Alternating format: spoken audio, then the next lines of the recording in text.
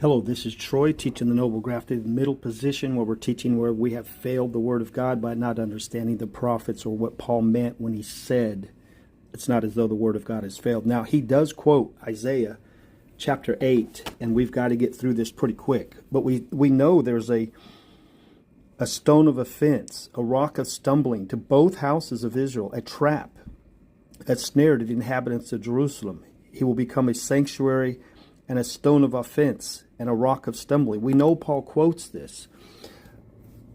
Bind up the testimony, seal the teaching among my disciples. I will wait for the Lord, who is hiding his face from the house of Jacob.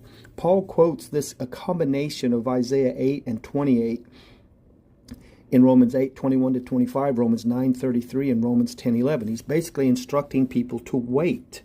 And the reason he's instructing people to wait is in Deuteronomy 32, it says, I will hide my face from them. But if you go to the Deuteronomy 33, verse 1, we see Jesus will come from Sinai, and he'll come with 10,000s of his holy ones with flaming fire and a right hand. Yes, he loved his people, and his holy ones are with him.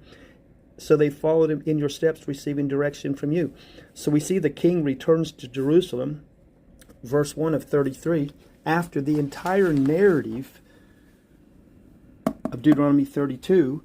We know in Ezekiel 39, it says, I will not hide my face from them anymore. When he regathers them, brings them back into, I will have mercy on the house of Israel. They shall forget their shame and all their treachery they have practiced against me, when they dwell securely in their land with no one to make them afraid, when I have brought them back from the peoples and gathered them from the enemy's lands, and through them have vindicated my holiness in sight of many nations. Then they shall know that I am the Lord their God, because I sent them into exile among the nations, and then assembled them into their own land. I will leave none of them remaining. All Israel will be saved among the nations anymore, and I will not hide my face from them anymore.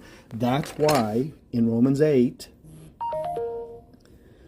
we wait eagerly for adoptions as sons, the redemption of our bodies, for in this hope we were saved. Now hope that is seen is not hope, for who hopes for what he sees? But if we hope for what we do not see, we wait for it with patience. So we're waiting for creation itself to be revealing who the sons of God are. This is what Paul is trying to teach us. The Word of God has not failed.